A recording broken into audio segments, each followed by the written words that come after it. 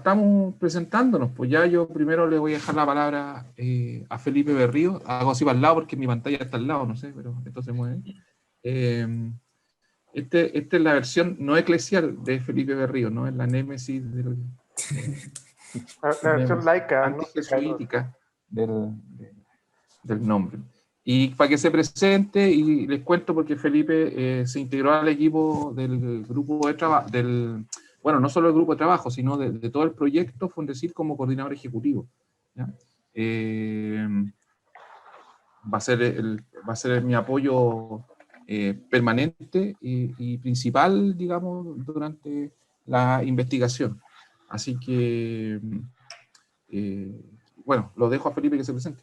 Bueno, buenas tardes a todos, a todas, Mariana y al resto de los colegas y compañeros. No nos conocemos. Mi nombre, como decía Dan, Felipe Berríos, soy doctor en filosofía, me doctoré en la Chile.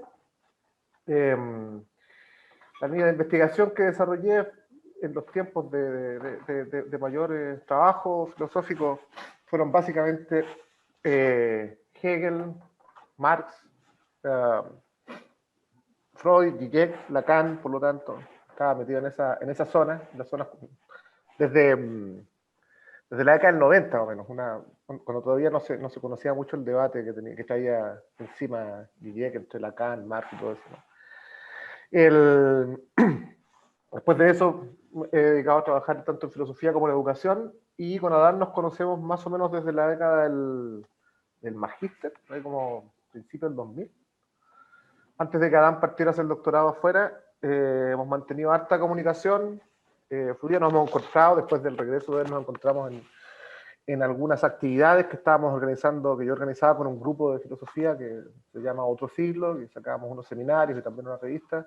Adán fue súper importante para que nosotros consolidáramos la revista, porque ellos tenían la experiencia junto con Martín de Senaltes y en particular de Ibris, y hemos mantenido un diálogo y una comunicación tanto personal como filosófica hace años con Adán. Le agradecí la invitación al proyecto, bastante interesante, aunque todavía todo el espectro se está recién ordenando, lo cual lo hace un poco más entretenido además, ¿no? Así que en esta oportunidad, como decía, me va a tocar sostener el apoyo de la coordinación. Vamos a poner todas las ganas y el talento que haya para que funcione lo mejor posible todo esto y sacar un resultado, y además varias actividades que hemos ido pensando y conversando con Adán de la manera más expedita y fluida posible, digamos, ¿no? Hay harto, de mi parte hay harto interés, siempre he tenido hartas sospechas respecto a los trabajos de Salinas. Son entretenidos, son oscuros, pese a que llega el nombre del primer hombre, parece que estuviera iluminado por alguna gracia divina. Son proyectos bastante oscuros y que van tomando claridad a mitad de camino, lo cual lo hace, como decía antes, bastante interesante, y me tiene bien curioso todo esto. Así que eso, espero que el trabajo nos cunda mucho, harto, aportarles un buen resultado a las actividades que programemos y a cada uno de los puntos que sea necesario, digamos, hincar el diente. Así que eso, colegas, encantado de estar en este espacio y agradezco nuevamente a Dan por la invitación. Gracias, Felipe. No sé si alguien más quiere presentarse a continuación.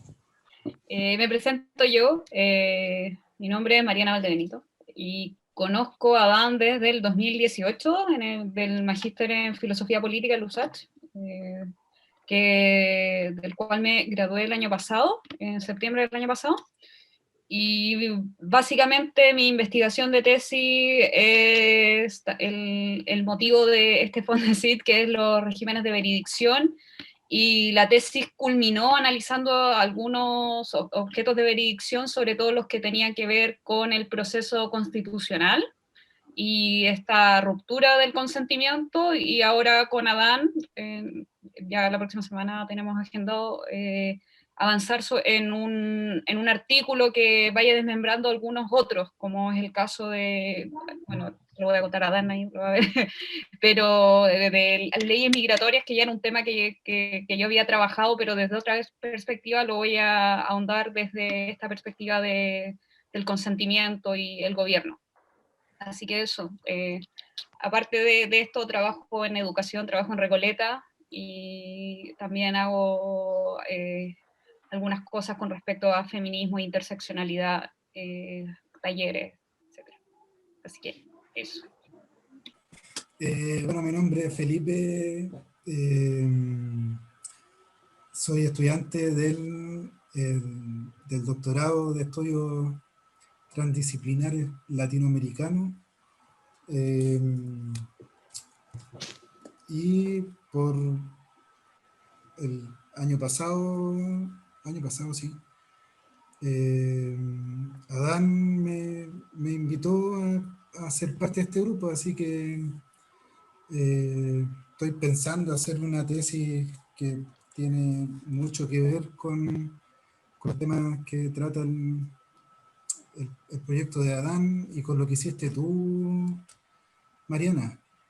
Así que ahí yo creo que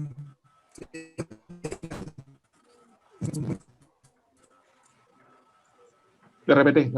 no se me escucha. No, la última parte nomás se trabó. Tiene harto que ver con lo que trabajaste tú, Mariana, así que probablemente te pida ayuda, la tesis para el doctorado. Yo soy Jorge Bozo.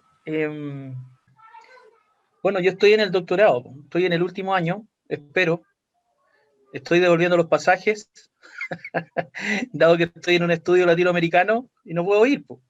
Así es que, pero estoy avanzando ya en la calendarización de la aplicación de los instrumentos en un estudio que busca desde las voces territoriales locales adecuar, actualizar el concepto de resistencia. ¿Qué más decir? Me interesa estar acá, puesto que el tema que trabaja Dani y que está conversando acá me parece relevante también para lo que estoy trabajando yo. Lo bordea tal vez, y quiero identificar si o lo bordea o está en algunos núcleos también dentro de mi reflexión, o de nuestra reflexión con las organizaciones territoriales en Latinoamérica con las que estamos conversando esta cuestión de la resistencia. Así es que nada, pues muy contento. Lástima que seamos tantos hombres y pocas mujeres nomás en esta reflexión dura, ruda y cruda. Bueno, eso. Yo soy Leonardo Pérez, soy también estudiante del doctorado de estudios transdisciplinarios. Y bueno, hace unos 3 años más o menos trabajamos con Adán como profe y ahora como mi guía de tesis también estoy en ese proceso. Y tiene mucho que ver con tu tema, Felipe. Yo te estoy de hecho leyendo también tu tesis, Felipe de Ríos. Porque mi tesis también tiene que ver con esta discusión entre Zizek, Lacan, Marx, otros próceres. Estoy en esa discusión también. Y claro, tiene una ruta esto. Yo soy psicólogo. Antes de este doctorado estuve en el Prospal del ARSI. Antes soy magíster de psicología social también. Y también fui alumno tuve un año un poco más en el magíster de filosofía política de USACH también. Hace harto tiempo ya, y qué sé yo, he estudiado economía también en Chile. Y otras cosas, pero más o menos en esa ruta estoy. Por cierto, soy psicólogo con orientación psicoanalítica y bueno, esa mezcla es determinante para mí. Yo he ido conociendo el trabajo de Adán y por supuesto que hay férreos vínculos en su tema de este Fondesit con lo que estoy trabajando ahora, así que estoy súper interesado en participar acá, por supuesto. Bueno, yo quiero presentar el proyecto, ya todos saben que soy Adán Salinas, etc. Hemos estado compartiendo y colaborando de distintas maneras con todo y todas. Y quiero presentar un poco el proyecto y la idea también que tengo yo con este grupo de trabajo. Ustedes no tienen que pensar que yo tengo tan claro lo que va a ser este grupo de trabajo, ¿ya? Tengo algunas ideas más generales. Y tampoco tengo tan claro el proyecto, como dice Felipe. Mis proyectos suelen ser bastante oscuros de inicio y en algunos casos algunos llegan a mejor puesto al final y algunos no tanto. Algunos tienen que prolongarse en otro proyecto para que alcancen más claridad. Y el grupo de trabajo, yo lo que quiero hacer con este grupo de trabajo es invitarles a sumarse un poco al proyecto, que es un proyecto individual, no un proyecto colectivo, pero para colectivizarlo, ¿no? Para hacerlo más colectivo, de manera que el grupo de trabajo pueda organizar cosas en conjunto, a todos y todas nos imponga un ritmo de exposición. Es decir, a mí este grupo me sirve por varias cosas. Ustedes van a ver que uno de los objetivos específicos tiene que ver, por ejemplo, este grupo va a abordar eso. Pero a mí también me sirve para tener un ritmo de exposición. O sea, yo hoy día preparé un texto, por ejemplo, preparé unas diapositivas para esta cuestión y eso a mí me sirve, me impone ciertos elementos, sobre todo en este acontecer que tenemos tantas cosas que hacer.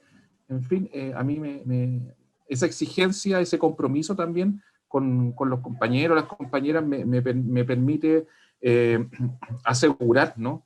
Ciertos tiempos, ciertos estándares de lo que tengo que plantear, en fin. Entonces, ese es un tema que en general yo creo que ayuda mucho cuando uno tiene un grupo de trabajo.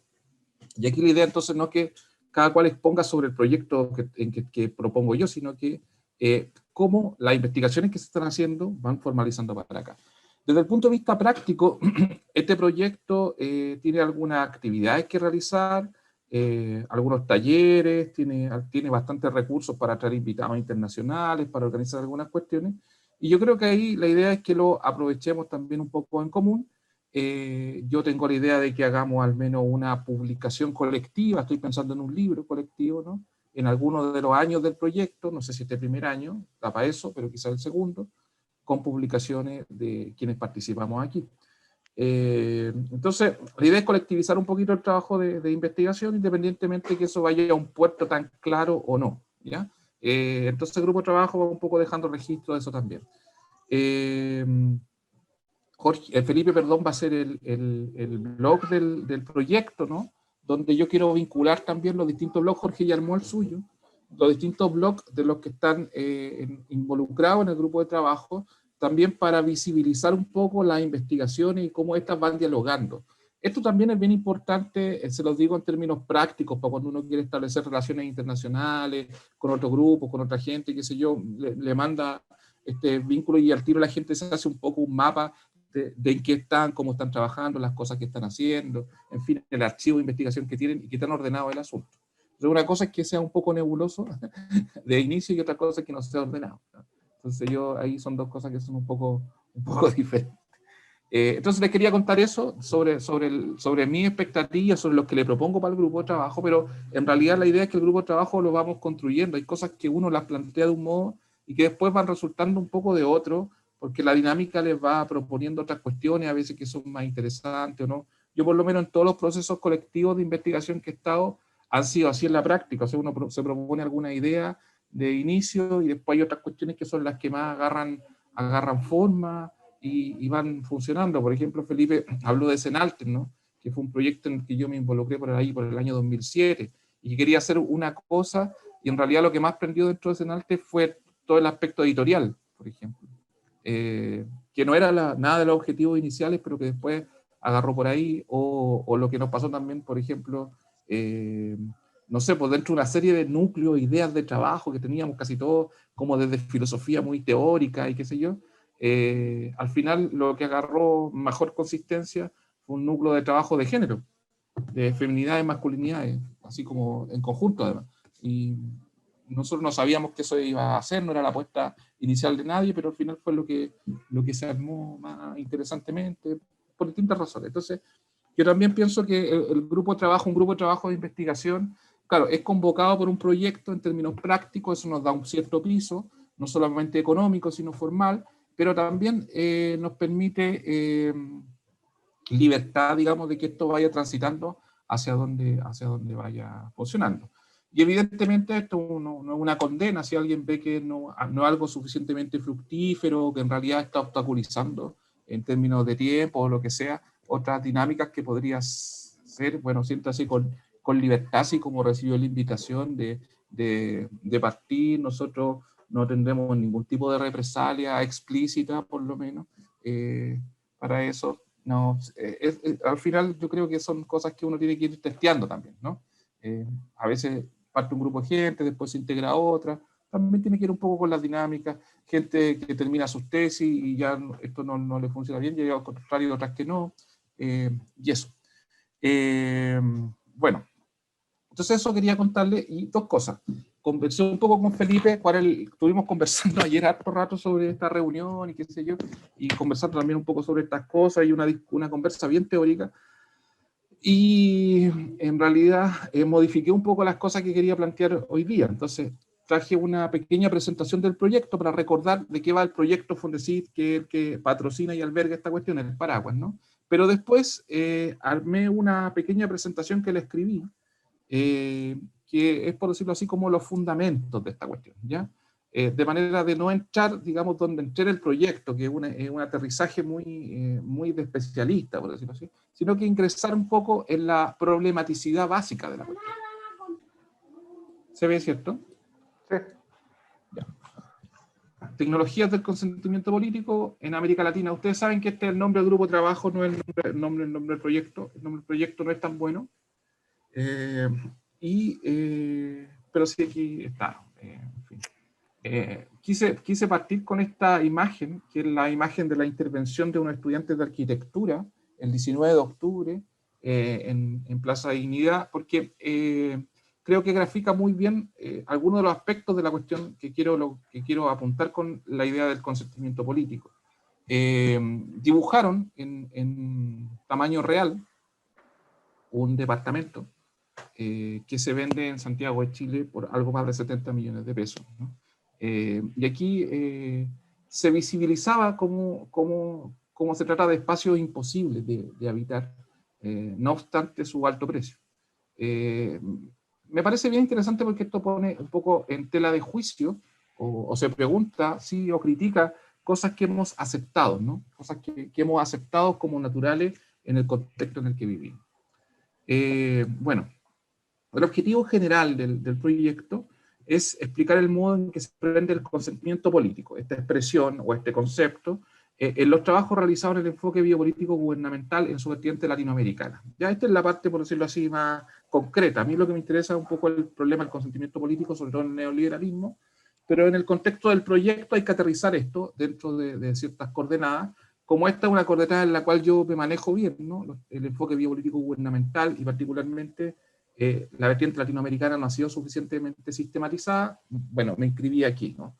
Con esto yo, como ya tengo un libro sobre esta cuestión, la semántica biopolítica, de temas más generales, con esto prometo, ¿no? El evaluador que ve esto, prometo que voy a escribir otro libro sobre la cuestión latinoamericana ahora, sobre el enfoque. Entonces, aunque no lo digo, ¿no? El evaluador se embauca con esa promesa.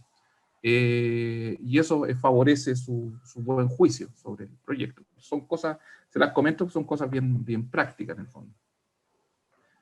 Bueno, describiendo la relación entre la diversa aportación y reflexionando sobre la pertinencia de estas propuestas en el contexto del neoliberalismo contemporáneo. Y aquí paso a los objetivos específicos que lo he planteado aquí, no tanto como objetivo, sino, o sea, sí, como objetivo, pero le he puesto un pequeño descriptor, ¿no? Que tiene que ver con qué pretendo yo que suceda con este estudio, ¿no? Primero una cartografía, luego una disputa, otro que he llamado realidad de transacción, y por último un balance. Entonces, con respecto a la cartografía, lo que pretendo es una primera cartografía que hoy día voy a presentar en la versión 0 o 00 incluso de esa cartografía, sobre las propuestas que en el enfoque biopolítico gubernamental latinoamericano estarían pensando la cuestión del consentimiento político, aún sin utilizar a veces la expresión consentimiento político. ¿Ya? Es una pequeña cartografía de qué es lo que hay, de cuáles son los acercamientos teóricos que hay al tema. Después, una disputa, es decir, proponer la caracterización de estas ideas de consentimiento y proponer una caracterización pero también de la disputa del consentimiento en relación, aquí digo, utilizando un lenguaje bastante Foucaultiano, a un abanico amplio de contraconductas, ¿no? que uno puede encontrar ya en esta cartografía 0, que digo, sobre los autores y autoras que han estado hablando sobre esta cuestión de Latinoamérica. Resistencia, insumisión, inversión, subversión, disidencia, potencia constituyente, entre otras posibles. Ese abanico de contraconducta sería el abanico que disputa, por decirlo así, la cuestión del consentimiento político insisto, en los autores y las autoras que yo voy a estudiar, por lo menos sobre todo en esta primera etapa, ¿no? Realidades de transacción. Contrastar las condiciones de consentimiento y disputa, ¿no?, en el contexto veridiccional del neoliberalismo a través de las principales realidades de transacción tratadas por el enfoque biopolítico gubernamental latinoamericano. Esto no lo voy a poder explicar hoy porque tiene un lenguaje que es muy específico de la línea de investigación que he venido desarrollando. Mariana lo conoce un poco más, pero estos elementos como contexto veridiccional, régimen de veridicción, realidades transaccionales o realidades de transacción, son algunos de los conceptos clave que voy a utilizar para describir esta cuestión en este tema. Ahora en la cartografía, en todo caso, les voy a mencionar dos de las líneas principales que agrupan algunas de esas realidades transaccionales. Este es el objetivo que por el momento queda más oscuro, así como de manera general. Balance. Discutir los aportes y límites de esta particular forma de entender el consentimiento político en relación con otros artefactos teórico-críticos contemporáneos, ¿ya? Y ahí, sobre todo, yo creo que el grupo de trabajo va a aportar más cosas, porque aquí hay algunos que están leyendo cosas muy diferentes, o que están abordando esto desde cuestiones diferentes, desde los territorios, desde los actores sociales, desde la izquierda lacaniana, desde la teoría de la ideología, en sus versiones más contemporáneas. Entonces, sobre todo el grupo de trabajo debiera ayudarme a mí harto a hacer este balance, ¿no? A discutir los aportes con otras miradas, ayudarme a balancear un poco mis propios conceptos, mis propias construcciones de esta cuestión. Evidentemente no solo el grupo de trabajo, para esto también uno va a congresos, participa en charlas, etcétera, pero sobre todo el grupo de trabajo creo yo que podría ser un aporte importante en este último objetivo específico. O en este siguiente, perdón, objetivo específico.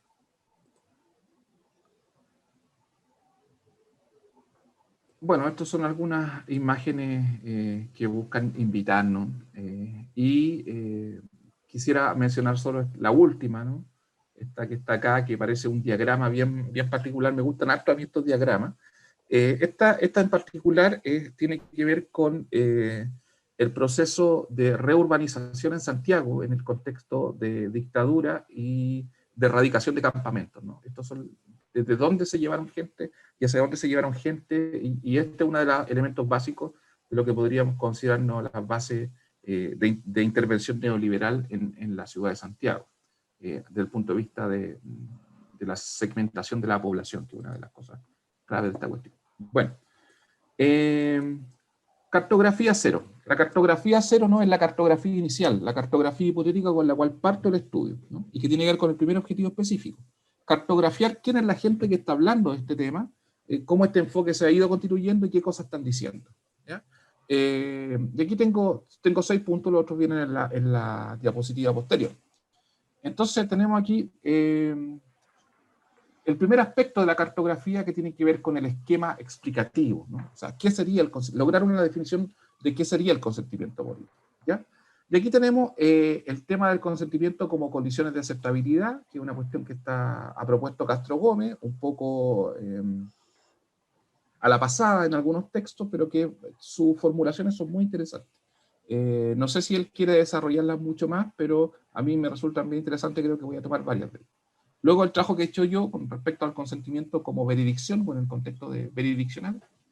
El trabajo de Raffini y Botticelli, del consentimiento como relación entre gobernante y gobernado, que esto también tiene que ver mucho con el esquema, lo vamos a ver a continuación, liberal básico de interpretar la cuestión del consentimiento político como consentimiento de los gobernados. Segundo vía de la cartografía, disputas de la institucionalidad política. Y aquí tenemos a Musetta, Bengino, Noceto y Valencia,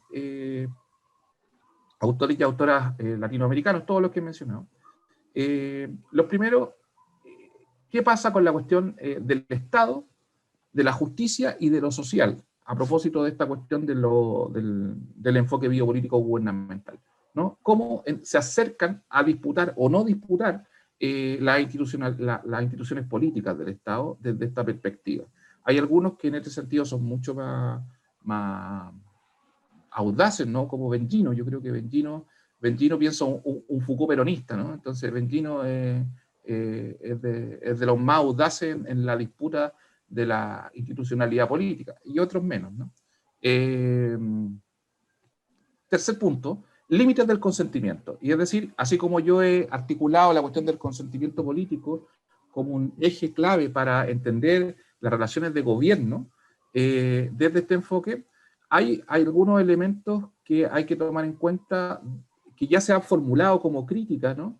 En que el consentimiento tendría unos ciertos límites, y la gubernamentalidad, particularmente la gubernamentalidad neoliberal, tiene que acudir a otros métodos que ya no son el consentimiento. Entonces tenemos el trabajo de Haidar sobre autoritarismo en este contexto, el trabajo de Arancibia sobre la relación entre guerra y democracia, y los trabajos de la Flavia Costa y Jorge Manuel Rodríguez sobre control, ¿ya? Entonces, todos estos aspectos tendrían que complementar una reflexión sobre el consentimiento político, los que tienen que ver con el autoritarismo, con la relación entre guerra y democracia, la conflictividad básica de las relaciones democráticas, y la expresión control, o toda la discusión que hay sobre el tema del control en Costa y Rodríguez. Finalmente, aquí en el punto 4 digo representaciones. En mi esquema original esto se llama realidades de transacción 1, representaciones. Greenberg, la Silvia Greenberg ha trabajado todo el problema de los modelos gerenciales y el lenguaje managerial como elemento clave de la cuestión jurisdiccional y del consentimiento. Castro Gómez, la imagen y el método de los tejidos oníricos para entender las formaciones biopolíticas. Pincheira, el gobierno a través de las emociones, un profe también de la academia, el Iván Pincheira, tiene un trabajo interesante sobre el gobierno a través de las emociones, particularmente a través del miedo, ¿no? Tiene todo un trabajo sobre el gobierno a partir de eso. Esto pues es una cosa que también puede ayudar mucho a la Marcela, o por lo menos a dialogar con la Marcela. Después, Raffini y Botticelli, la construcción de subjetividad de los gobernados, y Méndez, el trabajo que tiene sobre espiritualidad política. Esas serían las realidades de transacción 1, representaciones. Realidades transaccionales 2, ley, norma, regulación. Y aquí tenemos a Benente, con la relación entre crítica y norma, este es un acercamiento más jurídico a la cuestión, y Raffin, toda la perspectiva que hay sobre el derecho de los gobernados, ¿ya? Y es una cuestión bien particular. La última de estas líneas cartográficas, ¿no? Para agrupar un poco el tema, tiene que ver con las contraconductas, ¿no? El tercer objetivo específico de lo que veíamos en el proyecto. Aquí tenemos a Sandra Sferco y nuevamente Félix Benigno con la categoría de sublevación, Arancibia con las categorías de tragedia y parresía, Boloña Salinas, su versión poder constituyente, ¿ya? Es decir, cómo desde el abanico de las contraconductas se observa la disputa o el quiebre, como decía Mariana antes, de la cuestión del consentimiento político. Bueno, este es como el esquema general de trabajo de lo que yo he propuesto en el proyecto. Quería mostrarles esto para que ustedes lo tuvieran a la vista, ¿no? Estoy trabajando en una cartografía inicial de estos problemas en el enfoque biopolítico gubernamental latinoamericano. En esta cartografía versión 0 o 00 he hecho una primera agrupamiento, ¿no? De esta gente. Estas son las cosas que normalmente la gente valora en mi trabajo, ¿no? Que soy bueno para hacer tipología. Entonces, a pesar de la oscuridad, la gente valora siempre estas tipologías, estos ordenamientos, estos esquemas que hago. Entonces, bueno, para mantener a mi público fiel, me lanzo una tipología 0.0, pero esto seguramente va a cambiar un poco, y yo quisiera añadirle algunas cosas. Hay gente que aquí no está y que debiera estar. Por ejemplo, Diego Fernández no está, Edgardo Castro no está. Tanto con Diego como Edgardo van a ser interlocutores importantes, porque tengo que discutir con ellos un poco la cuestión jurisdiccional, porque tienen una perspectiva diferente a la mía respecto a la cuestión de la veridicción, ¿no? Edgardo Castro piensa en la veridicción como una especie de sinónimo de episteme, ¿no? De manera más general, Y Diego Fernández la piensa de manera más específica que yo, porque él piensa que en el contexto neoliberal el mercado es el principal indicador jurisdiccional que existe, ¿no? O sea, el mercado como una especie de sufragio jurisdiccional. Bueno, entonces aquí hay algunas cosas que hay que completar, pero yo quería mostrarles este esquema para que ustedes tuviesen un poco de manera más concreta de hacia dónde estoy trabajando, qué es lo que estoy haciendo, cómo voy a empezar a trabajar con esta cuestión. Y lo primero es un poco levantar esta cartografía y leer a toda esta gente y hacerlas discutir. Primero yo, a través de mis textos, y en segundo lugar los vamos a empezar a invitar. O sea, vamos a invitar a algunos de estos y algunas de estas, a La Senda, a Rafín, seguro, a Arancibia, a Boloña, ojalá podamos también, a Fayoli, yo creo. Vamos a invitarlo a dialogar en algún momento sobre algunos de estos conceptos, y les voy a ir mostrando el trabajo, porque ellos, o sea, mi hipótesis es que aquí todo este grupo de gente no es consciente de que está trabajando, o es consciente a media, de que está trabajando sobre una problematicidad común. No han hecho esta cartografía, no le han puesto nombre. Entonces yo lo que voy a hacer es armar la cartografía, ponerle el nombre y enviársela. Y decir, mira, a ver qué les parece, se sienten, cómo se sitúan aquí con esto. Evidentemente la cartografía es mía, así que si ellos no se sitúan, problema de ellos. pero no, ellos pueden no sentirse identificados como yo estoy observando lo que están haciendo con su trabajo, pero estoy tratando de armar un poco ese cuento, y en la medida entonces de que ir transparentándole esto, ¿no?, los voy a empezar a invitar también a dialogar sobre esta cuestión. Bueno, esto es lo que yo quería en principio compartirles, y después voy a hacer una presentación, ¿no?, que es un poco la idea de estos encuentros, y la voy a abrir, ¿no?, para que conversemos y discutamos sobre ella. Y en esta presentación lo que conversamos con Felipe también ayer, es meternos en los fundamentos de la problematicidad de esta cuestión, ¿ya? Porque aquí lo que yo estoy haciendo es tratar de articular respuestas. Estoy haciendo un mapa inicial de cuáles son las respuestas, pero ¿cuál es la problematicidad de esta cuestión? ¿Qué es lo básico? ¿Cuáles son los fundamentos de esta cuestión para entender de qué estoy hablando cuando estoy hablando de consentimiento político? De ahí voy a darme una vuelta un poco larga, creo que no la voy a poder terminar hoy, sino que hoy día debiera decir solo algunas cosas iniciales para que podamos conversar, y en la siguiente ocasión ya a lo mejor podría como cerrarla. También es cierto que sería interesante que hoy conversáramos un poco sobre quién se quiere inscribir también, por lo menos para después durante el primer semestre. Yo entiendo que Jorge a lo mejor podría hacerlo. Bueno, entonces les voy a comentar esto. Yo suelo escribir mejor de lo que hablo, suelo enredarme cuando hablo, entonces traje una cosa escrita que me ayuda harto, como decía, y voy produciendo texto además, y se los voy a leer. Entonces, tiene 3 puntos. El primer punto es consentimiento y soberanía. Voy a partir bastante atrás, diría. ¿Ya? El consentimiento en términos políticos corresponde a una de las representaciones de la visión liberal moderna de la política. ¿Ya? Digo una visión, y voy a insistir en esta expresión, visión, al menos por el momento, porque creo que corresponde a una forma de visualizar y representarse las cosas, mucho más que a una elaboración conceptual explícita. La Declaración de Independencia norteamericana señalaba en tal sentido esta cuestión. Cito, artículo 2.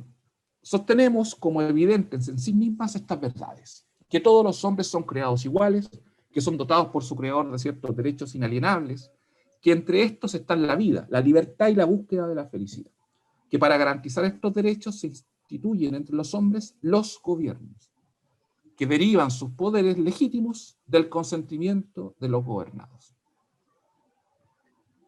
Es una expresión muy particular. El pueblo no gobierna, el pueblo es gobernado.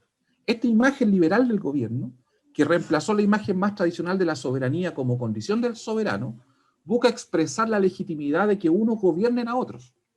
Este punto de entrada, el consentimiento, nos permite enfocarnos en algunos otros aspectos de esta visión de las cosas, en las que se sustenta la legitimación de lo que llamamos gobierno. Me parece que hay que asumir que esta nueva imagen del ejercicio del poder político reemplazó a la de la antigua soberanía monarquial. La soberanía monarquial había requerido una legitimación de carácter religioso. El rey gobierna por voluntad, gracia y en última instancia, cesión divina. Esto tiene un supuesto, una convicción de base. Ningún ser humano en realidad tiene derecho a gobernar a otros seres humanos. solo Dios. El soberano sea rey, príncipe, zar, emperador, en fin, el monarca, tampoco tiene ese derecho, sino que le ha sido cedido por el mismo Dios. Quiero citar ahora a un pensador reaccionario en el sentido literal del término, es decir, contrarrevolucionario y restauracionista, como de Maestre o de Mestre, para ilustrar este punto. Lo cito. Creo que puedo definir la democracia, dice de Maestre, como una asociación de hombres sin soberanía. Continúa. Como ningún pueblo ni ningún individuo puede tener poder coercitivo sobre sí mismos, si existiera una democracia en su pureza teórica, es claro que de ningún modo habría soberanía en ese Estado. Porque es imposible entender a esta última, la soberanía, más que como poder represivo que actúa sobre el súbdito y que se encuentra fuera de él.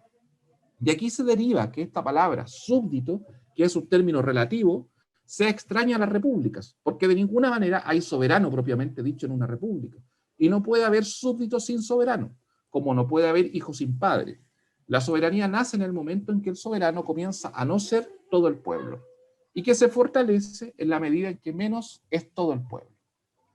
Bueno, me quiero detener en esto solo un segundo, por si alguno de los presentes, al igual que yo, tuvo una educación cívica específicamente o especialmente republicana, socialista o populista, una educación de ese tipo, y le hace ruido toda esta fábula soberanista. Cuando se analizan los tratados antiguos, por ejemplo, Jean Bodin o Bodino, ¿no? Conocido también Bodin o Bodino, ¿no? En los 6 libros sobre la República, por ejemplo, o su texto más importante, la soberanía, esta cualidad que permite ejercer la conducción política, se tiende a personalizar e identificar con el soberano.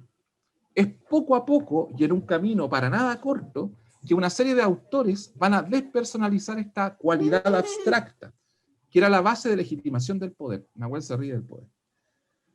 Rousseau propondrá al pueblo, y Sieyès a la nación, como los sujetos soberanos.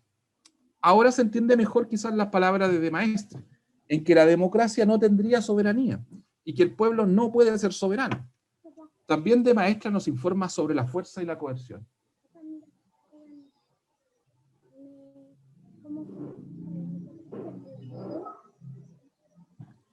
Solo podemos asumir que es una legitimación, o sea que tiene un carácter ficcional. Ahora bien, la representación liberal que no puede elaborar una visión de la legitimación de sus propias relaciones de poder a partir del principio soberano, como principio trascendente, necesariamente tendrá que elaborar sus propias formas de representarse el ejercicio legítimo del poder. No puede acudir a la soberanía. Esta operación, que terminará por situar la soberanía en el pueblo o la nación, es también una operación de legitimación.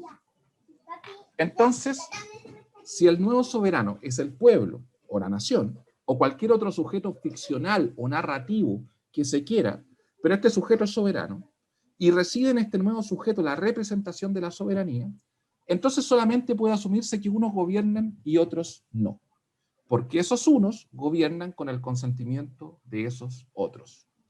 El consentimiento viene entonces a ocupar un lugar de legitimación, que en el discurso soberanista, en el antiguo régimen, ligaba a los súbditos al monarca. En este nuevo escenario, que no hay monarca ni soberanía trascendente, y que se postula una soberanía difusa en un sujeto como el pueblo o la nación, la única forma que puede pensarse que unos gobiernan sobre otros es a través del consentimiento de dichos otros. El consentimiento de los gobernados, como reza la Declaración de Independencia norteamericana. Esta es la función germinal, en mi opinión, si ustedes quieren, del consentimiento político, como consentimiento de los gobernados. Insisto en el desplazamiento. Esto implica que el pueblo no gobierna, sino que es gobernado. Se trata de un principio antidemocrático por definición, si es que uno entiende la democracia como una organización en que el poder, la fuerza y el gobierno los ejerce el pueblo. Punto 2. Consentimiento y sujeción. Si pensamos un poco en la palabra consentimiento y su significado, es interesante que sus matices son aceptar y permitir. No es tanto estar de acuerdo, sino de hecho permitir o aceptar incluso sin estar de acuerdo, o independientemente si se está de acuerdo o no. El consentimiento no implica el acuerdo, que denota, por ejemplo, la palabra consenso. Las partes en disputa llegan a un consenso a través de unos puntos de acuerdo. En el consentimiento, una parte acepta las condiciones, o al menos no las rechaza explícitamente. puede que también muchas partes se sometan al arbitraje o autoridad de un tercero, y que de hecho ninguna de las partes esté de acuerdo con unas condiciones, por ejemplo, de un contrato, pero que se sometan a ellas. Tomando en cuenta lo anterior, quiero acercarme ya a la forma en que observo este problema, que es la de su relación con la sujeción. Como ustedes saben, he estado trabajando desde la perspectiva Foucaultiana sobre el poder, aunque también tomando distancia en algunos aspectos o intentando reformular otros o desarrollar algunos puntos oscuros o apenas enunciados en dichas teorías. En ese contexto quiero sincerar el esquema de análisis con el que parto este proyecto. Aquello que anima y explica, es decir, la problematicidad que observo en la teoría Foucaultiana sobre el poder y en otras que le son contemporáneas. Esa problematicidad es la sujeción. Pienso que las herramientas teóricas de Foucault nos permiten entender algunos aspectos de las transformaciones en los modos de la sujeción, desde la dominación al gobierno. Entonces, la problematicidad de fondo en la que encontramos a Foucault, me parece que también a Althusser y a otros, es la de los modos de sujeción. ¿Qué son? ¿Cómo funcionan? ¿Qué efectos producen los modos de sujeción contemporáneos? Para Foucault en particular, según yo, ¿no? Según Salinas, insisto en esto, es una visión bien particular de estas teorías, ¿cómo se da la sujeción en un contexto de relaciones de gobierno? ¿Ya? Voy a explicar cómo veo estas distinciones.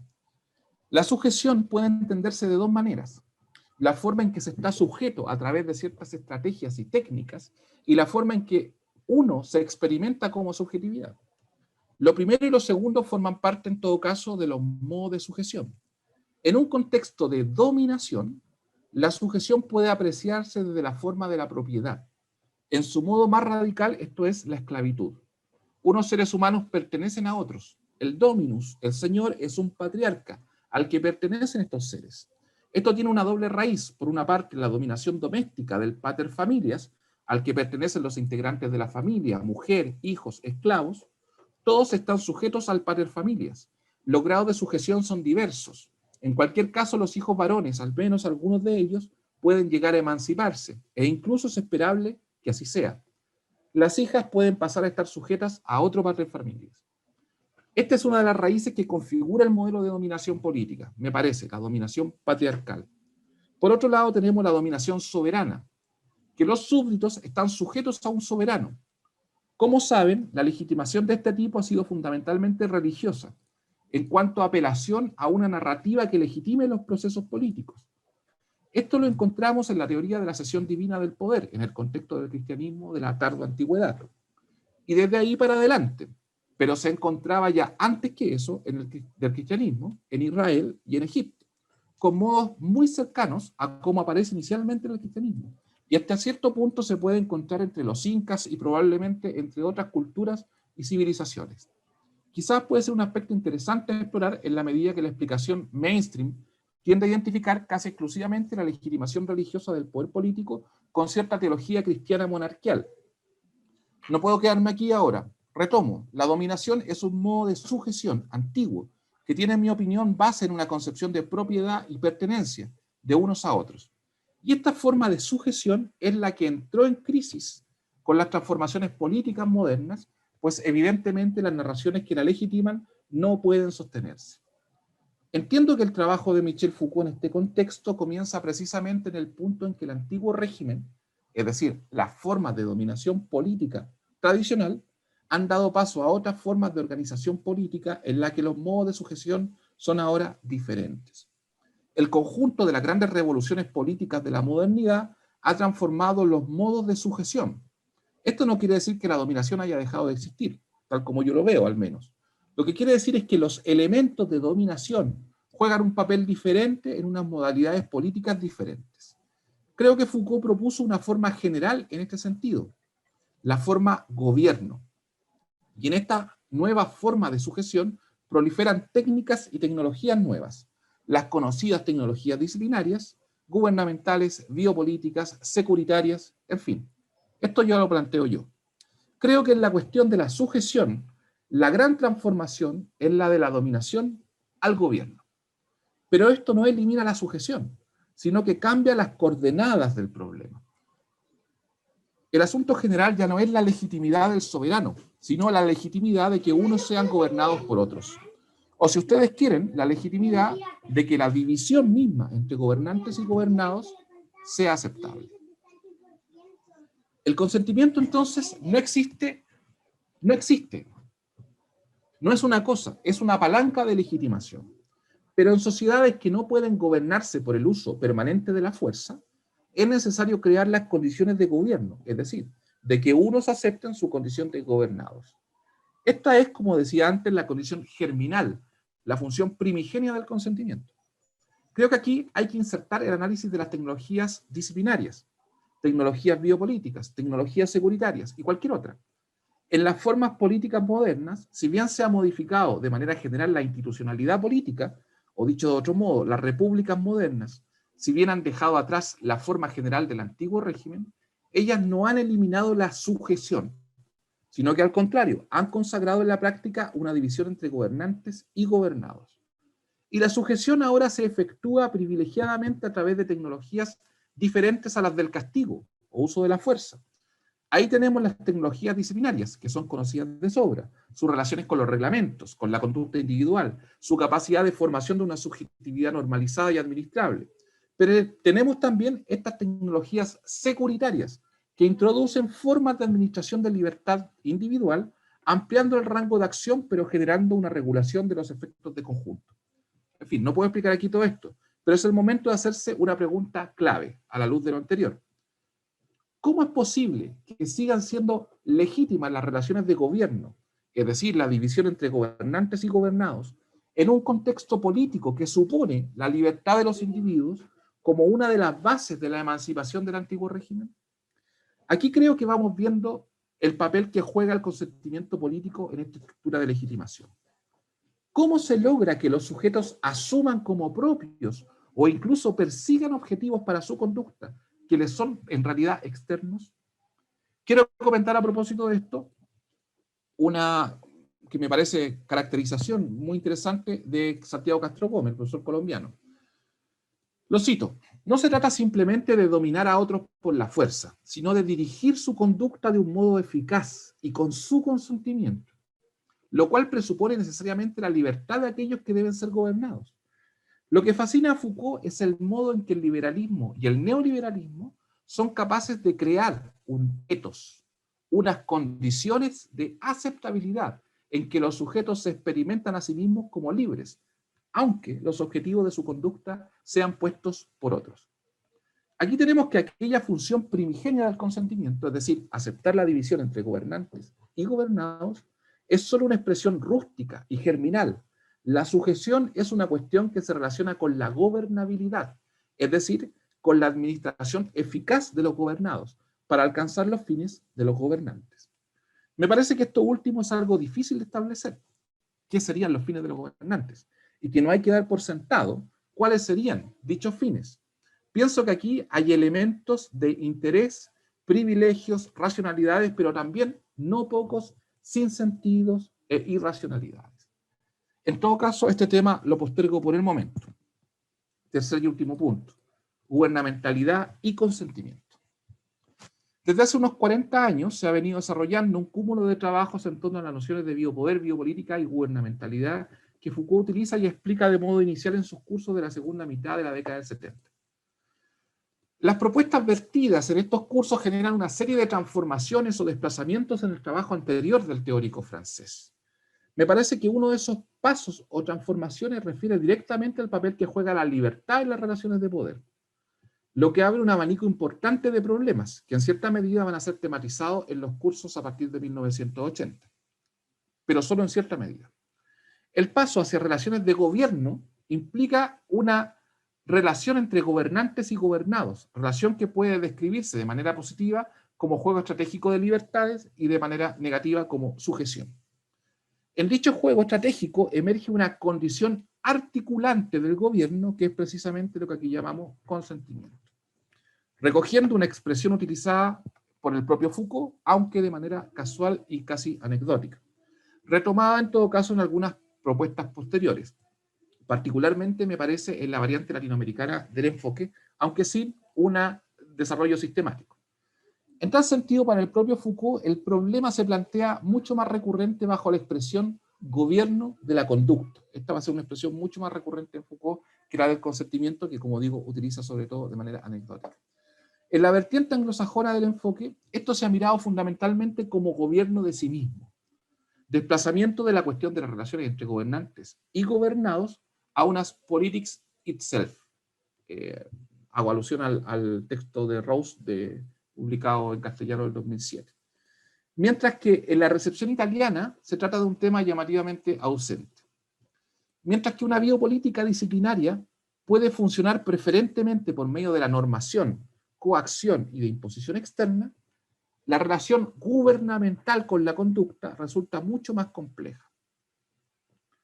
Habría que hacer algunos matices a lo que había planteado antes Castro Gómez, por supuesto, pero se trata precisamente del punto central de nuestro problema, explicado mucho mejor, en mi opinión, de lo que había hecho el propio Foucault.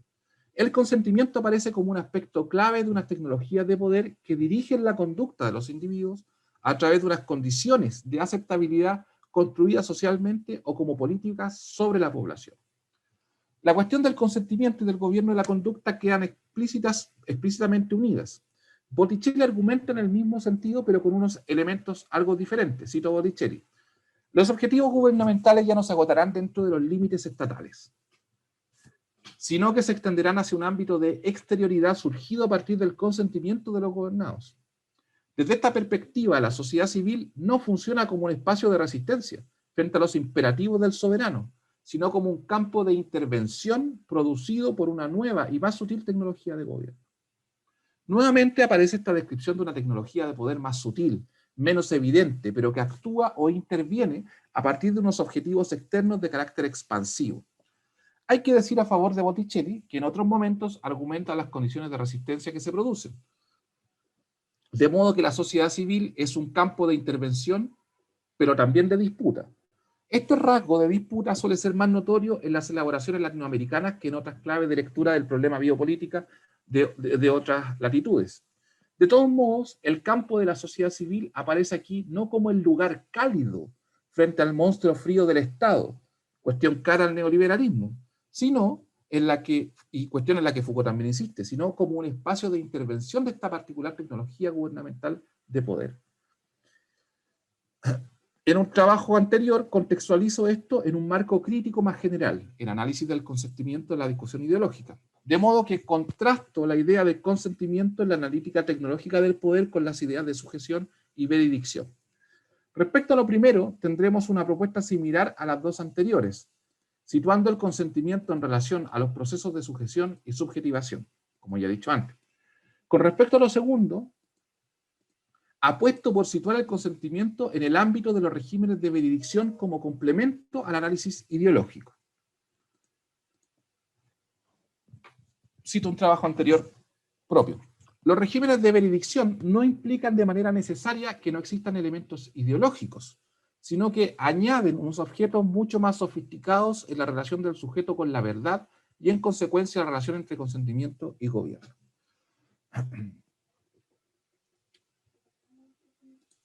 Bueno, dejo esto hasta aquí. Felipe me había recomendado también que me detuviera un poco en lo que entiendo por veredicción y realidades transaccionales, pero creo que si me meto para allá nos vamos a tomar demasiado tiempo y preferiría un poco abrir un poco el tema a la discusión, ¿no? He querido exponer cuál es la problematicidad, los fundamentos, por decirlo así, más lejanos incluso, ¿no? del problema que estoy proponiendo en el proyecto, ¿no? Que sería la construcción del consentimiento político, sobre todo en el contexto neoliberal, ¿no? Así que nada, dejo hasta aquí, hablo la palabra para recibir opiniones, ideas, lo que ustedes quieran. Felipe, si quieres tú puedes moderar un poco la escena. Pero palabras, comentarios iniciales, dudas. La idea es que cada sesión en que haya alguna exposición, pero partiendo por esta, que es como la introducción a todo el trabajo que viene en términos teóricos, como decía Dan, se despeje lo más que pueda, digamos, ¿no? Lo más que podamos, vayamos despejando cada uno de los puntos que están puestos en la mesa conforme vayamos en estas primeras sesiones también tratar de armarnos un vecindario, digamos, ¿no? Teórico, común, ¿no? Y para eso es bueno que aparezcan incluso comentarios por lejanas que parezcan, porque solamente sobre esa base podemos ir identificando cuáles son los lugares o las territorializaciones que nos van a permitir armar este diálogo en lo sucesivo. Entonces, si hay algún comentario o pregunta ahora inicial. Leonardo. Ahí me muteé. No, Adán, te quería preguntar nomás si es a propósito o lo estáis considerando de manera menos relevante. Byung-Chul Han, el trabajo de psicopolítica. No, yo no lo considero a Byung-Chul ¿No? Han, tengo A propósito. tengo una mala relación con él. Sí. Sí, lo que pasa, mira, hay un texto de psicopolítica que... sí, pues sí lo conozco el texto. Sí. ¿Sabéis lo que pasa? Es que, mira, mucho de lo que... Byung-Chul Han recoge muchas cosas de algunos aspectos de este enfoque, ¿no? Por ejemplo, todo lo que está planteando en la cuestión de psicopolítica, que es un poco, es como un término antagónico al de biopolítica, ¿no? Puede ser. O sea, él de hecho tiene la pretensión de que sea una continuación. Claro, claro, pero no tiene mucho sentido, porque el problema, la cuestión de la biopolítica tiene cierta discontinuidad en Foucault, porque Foucault lo plantea inicialmente como una especie de contrapunto a lo que era el gobierno de las almas, ¿no? En el poder pastoral. Entonces lo que era el gobierno de las almas en algún momento se transforma en biopolítica, en una cuestión que tiene que ver con los cuerpos.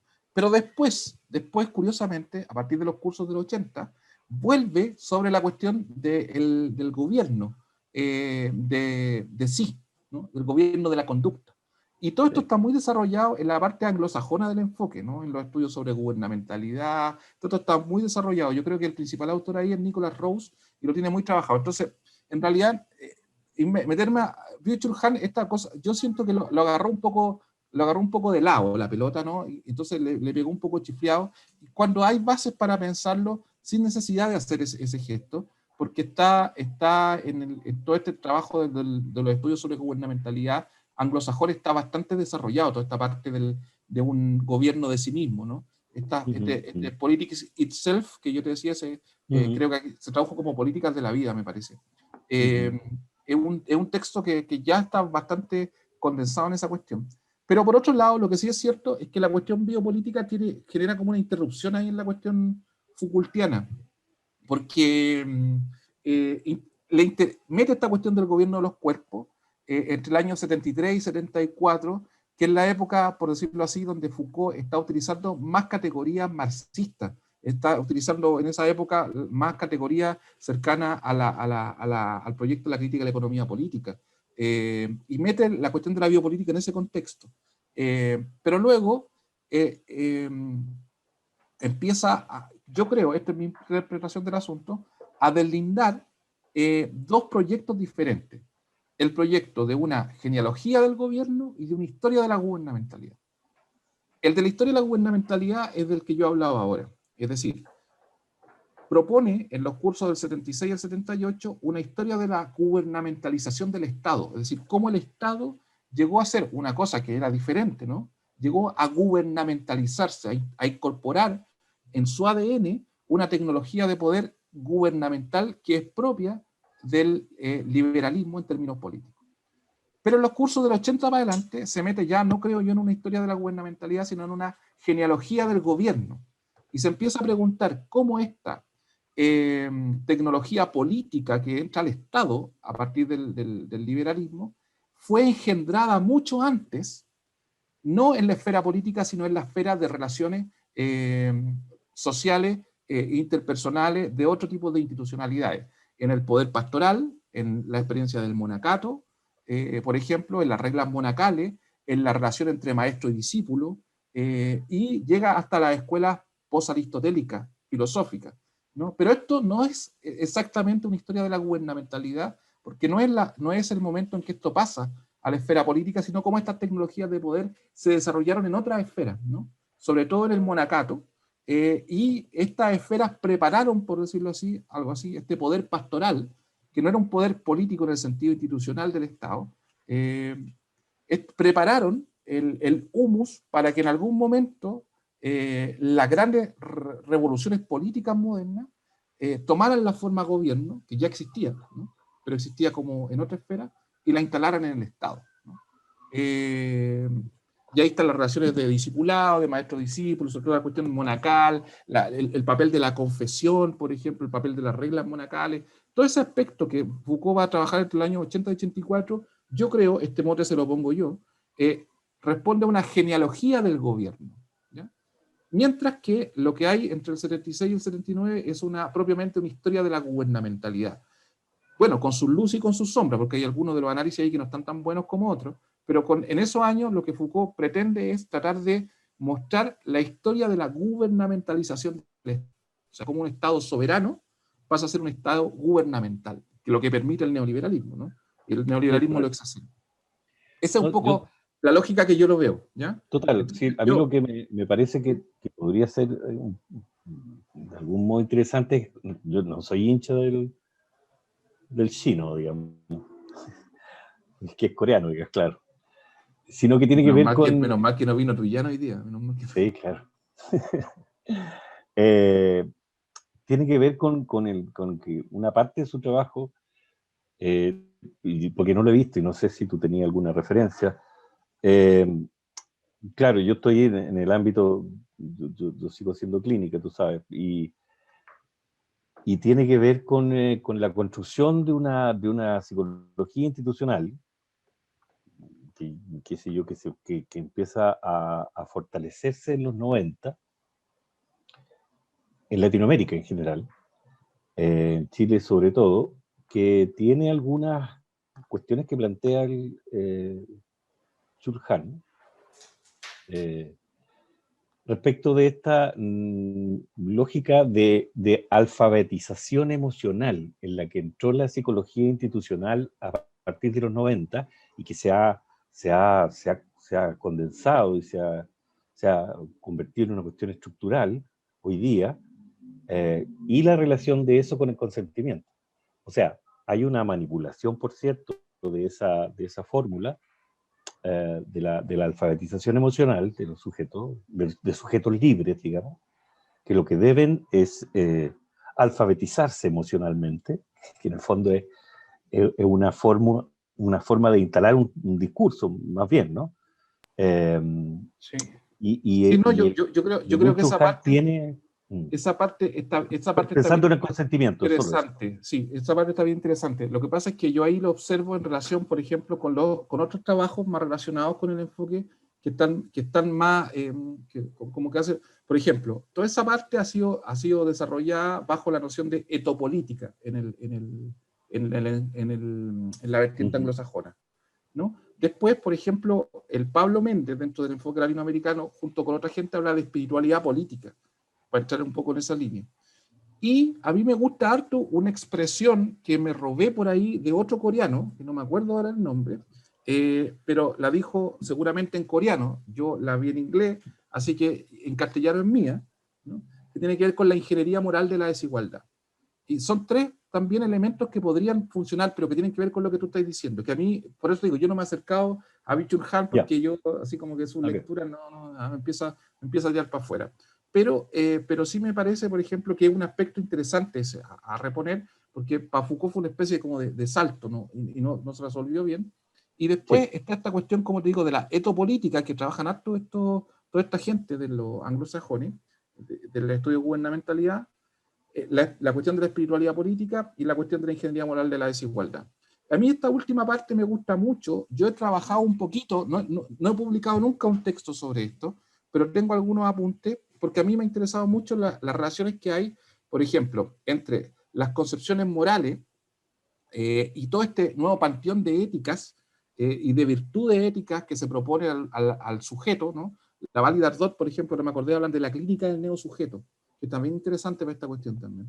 Que tiene que ver, por ejemplo, con la resiliencia, la meritocracia, los elementos de responsabilización individual a nivel ético y moral, el empoderamiento, en fin, todo este conjunto de virtudes éticas que se plantean como especie de nuevo panteón moral del neoliberalismo. Sí.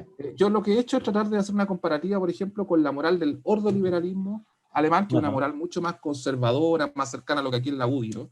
Mucho más conservadora, y en fin. Y ahí hay toda una ingeniería moral que es bien interesante. Sí. Me gusta esa expresión porque es como el interés de tener un proyecto de construcción moral de los sujetos. Sí. Y esta me gusta. Pero bueno, yo creo que O esa sea, es una la dimensión, Leo, que alfabetización emocional tiene los mismos parámetros. O sea, claro, por eso digo, esa igual, digo. es una dimensión que creo que es fundamental en la cuestión. Yo no la exploraba a través de Bichurhan porque a mí Bichurhan me tira para afuera. Pero sí que creo que es una dimensión fundamental que está ahí. Okay. Y que hay otras líneas ahí de cuestión. Lo de la válida Ardot, lo de la clínica del neosujeto está bien, igual tiene sus temas por ahí, pero también está bien bueno lo de la clínica del neosujeto. Sí. Sí, pero ese es un tema que yo creo que tenemos que ver, ¿no? Tenemos que ver, yo no me he metido aquí en esto, pero tenemos que ver. Jorge tiene una... Jorge, ¿quería intervenir? Dale. Sí. Bueno, a mí lo primero, quiero confirmar la propuesta técnica de tipología que hace Adán, puesto que siempre es un aporte de ordenamiento antes de la reflexión más profunda, y creo que ese ordenamiento a mí al menos me ayuda también a ordenar lo que yo tengo de revoltijo en el tema que yo tengo, digamos. Lo segundo es que, a propósito del comentario de Leonardo, y me imagino que de otros comentarios que van a surgir, como decía el filósofo Iván Zamorano, eso es lo bonito de la transdisciplinariedad. En definitiva, yo escucho a Leonardo y esta última discusión, y es una lectura de lo que plantea Adán desde la perspectiva más de la subjetividad de la psicología, en definitiva, ¿no? Desde el psicoanálisis. Y mientras yo escuchaba a Adán, yo le daba una vuelta no solo a lo que yo estoy escribiendo, porque está muy cercana a la lectura, desde la perspectiva más cultural y social. Es decir, están engarzadas, están articuladas.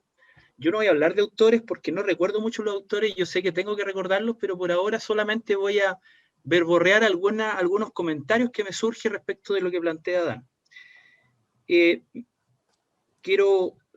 No quiero que me lo clarifiques, porque seguramente con todas estas reuniones voy a ir clarificándolo, pero consentimiento político como el ejercicio legítimo de dominación. Un poco en la época moderna, por eso muy vinculado a lo que plantea Foucault. Y el concepto de sujeción como la forma en que más bien son las técnicas que ejerce este consentimiento político en tanto dominación. Acá este comentario lo agarré de a poquito, la distinción entre dominación patriarcal y dominación del soberano como dos puntos diferenciados. A mí me llamó mucho la atención porque pareciera que la dominación patriarcal queda, considerando la historia de la escritura de la teoría del patriarcado, como fuera de la estructura del Estado o fuera de la estructura social, sino acotada y surge desde el concepto más bien familia, ¿no? Y el patriarca. Pero cómo eso también se traduce, diría yo, a la concepción de la estructura sociológica. El patriarcado como esta arquitectura vertical de permanente dominación versus horizontalidad, participación, democracia, es decir, el ejercicio del soberano, ese soberano que también está un poco alejado en este discurso que plantea Adán. Me llamó la atención en definitiva esa distinción. Y me hago algunas preguntas así. ¿Existe algún espacio, a propósito de el recurso conceptual que estabas ocupando, Dan? ¿Existe entonces algún espacio político, social o cultural donde no se ejerza el consentimiento o la sujeción? Es decir, ¿qué tan absoluto entonces resulta este ejercicio de mirar la estructura social o la estructura de la acción social sin considerar de que, ahora sí, siguiendo a Desertó, existe algún punto de fuga respecto de que no existiría un espacio donde no se ejerza este ejercicio de sujeción, o donde no se ejerza este consentimiento político. Entonces, digo, considerando la dimensión, por ejemplo, y ahí voy a donde estoy escribiendo, donde considerando la dimensión de la resistencia, desde el Incario para adelante, desde el sur, ¿no? Incluso antes. ¿Dónde queda el impulso crítico de la epistemología del sur, por ejemplo, o de la filosofía del buen vivir, como un espacio que rompe tal vez la estructura occidental de esta lógica del consentimiento legítimo? O bien, tal vez en estas culturas también se ejerció. Si es así, ¿cómo poder aportar también desde el pensamiento más latinoamericano, desde esa epistemología, ¿no? Es decir, desde esa línea más indigenista, Dussel, Sousa y todos los que hemos visto en el doctorado, como también tal vez argumentar la existencia de estos ejercicios también en esas culturas, o que se ejercen todavía en las culturas más del sur. Otra pregunta es, ¿por qué la separación? Y esto me llama mucho más la atención. Claro, estoy entendiendo tal vez que la lectura es desde una perspectiva occidental de modernidad. Obvio, es occidental. Aún así, el concepto de gobierno, ¿por qué la separación, en síntesis, por qué la separación del Estado por la de gobierno? Solamente, sin sumar los otros elementos del Estado como la justicia y el Parlamento, o se está viendo todo en una sola cosa, o es que la sujeción solo se ejerce desde esto, desde el Ejecutivo en un país, se está observando el Estado completo como estructura, el Leviatán como el Estado nacional, porque dentro de ese Estado nacional, el Leviatán, también hay distinciones. El neoliberalismo no funciona desde el Ejecutivo, digámoslo así, el presidencialismo, en Chile y en Inglaterra, siendo los dos neoliberales. Es decir, hay pesos distintos con estados similares, comillas, ¿no? Solo, y otra pregunta, la última, ahora con esto termino, ¿solo la modernidad incluye el elemento simbólico para el ejercicio de la sujeción, a diferencia de una etapa más tradicional, siguiendo las lógicas de Durkheim, esta etapa tradicional de la que tú hablabas hasta, digamos, hasta toda la época aristocrática, ¿no? Donde llega la modernidad y surge el Estado moderno. ¿No? Que se propone no es solamente romantizar el hecho de que vivamos en la ley de la selva y que para sobrevivir haya que tener una enorme fuerza interna, o interiores, personales, ¿no? Para sobrevivir a la selva, ¿no? Sino que además tiene la curiosa, la particularidad que efectivamente no, es el ejemplo de este tipo que te dice, bueno, yo estudié en la universidad, tuve que pagar todo, trabajé de camarero 5 años, me acostaba a las 5 de la mañana y la hice, pues. ¿Y por qué los demás no la hacen? O sea, no solamente tiene la particularidad función de que un caso entre 5.000 funciona, ¿no? Sino que ese caso se transforma en una especie de epistemología inversa, en una especie de ¿cómo se llama? De empiria perversa, ¿no? Se transforma en una especie de indicador, ¿no? Esto funciona, existe, ¿no? Existe el tipo que se acostó a las 5 de la mañana sí, que se endeudó y qué sé yo, y la hizo, ¿no? Entonces, ¿por qué la educación tiene que ser gratuita? No, porque la gente se esfuerce, ¿no? Ese caso, ¿no? Ese caso entre 15.000, ¿no? Porque no se habla de los 15.000 que no lo hicieron, del tipo que no pudo estudiar, del tipo que colapsó, no se habla de todo lo que eso implica para la estructura social, no se habla, en fin, no se habla nada de eso, pero ese caso se transforma en una especie de empiria inversa y perversa, ¿no? Bueno, me estoy yendo para otro lado con el ejemplo, pero a lo que quiero ver que hay una condición performática, ¿no? En esta cuestión moral del régimen de bendición neoliberal, pero yo creo, y hoy día estoy cada vez más convencido, que hay que siempre estar pensando en la cuestión que dice Jorge, ¿no? De la resistencia, los artefactos teórico-críticos de este presente, y no solamente los discursos que lo legitiman, ¿no? No solamente eso es parte de ese régimen benediccional.